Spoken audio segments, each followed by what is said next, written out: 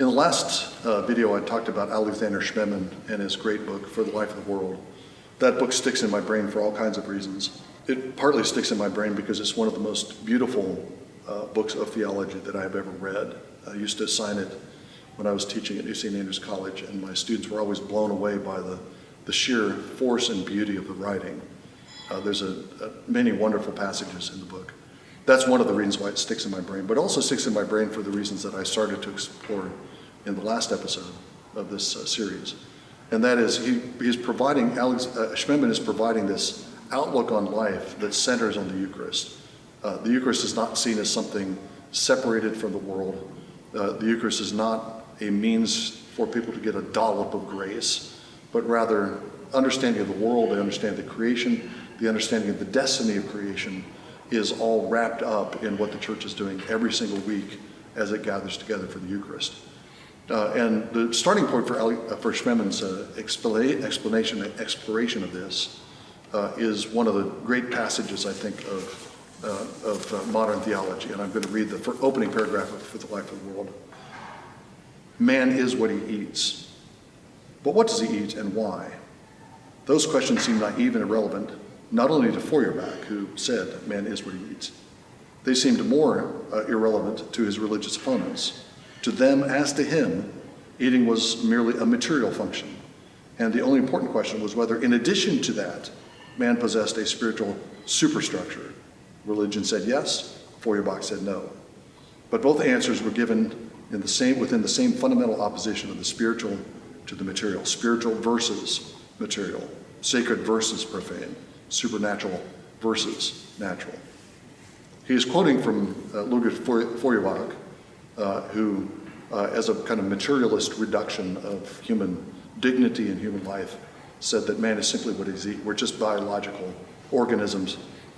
We take in this outside food and it transforms into muscles and bones and blood, and that's all that man is. It's these chemicals in motion, it's matter in motion. And instead of saying, no, man is more than what he eats, saying that man is not only what he eats, but he also has this spiritual dimension.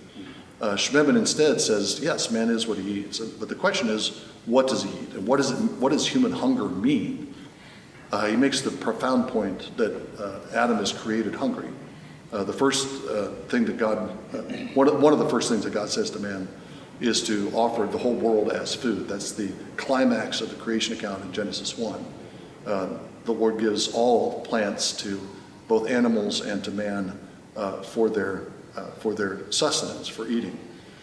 But Schmemann also says that very act of eating is not just an act of taking in fuel to keep us alive as biological organisms, but rather that very act of eating is an expression of our dependence.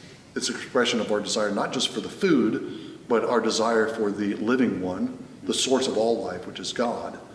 And so he brilliantly takes that reductionist statement of Feuerbach's and turns it into an insight into the nature of the Eucharist, into the nature of Christianity, the nature of the Christian mission, understanding of the world and the relations of creation and Christianity. If you read For the Life of the World, make sure you don't skip the appendixes. There are two appendixes, and especially the first appendix is a wonderful little history of the breakdown of sacramental theology and the introduction into sacramental theology of the very opposition that the Eucharist is undermining. The Eucharist takes products that are normal in human life, ordinary products of bread and wine, and those become means of communion with God. But Christian theology has inserted a nature-supernature, sacred-secular distinction into that act, contrary to the nature of the Eucharist. And that's the reason why so much sacramental theology has gone astray.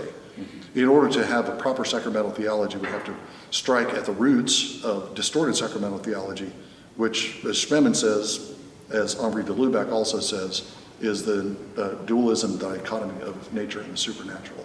And we have to begin to understand man as an eating man is the beginning of our understanding of God's purposes in the world and our communion with God.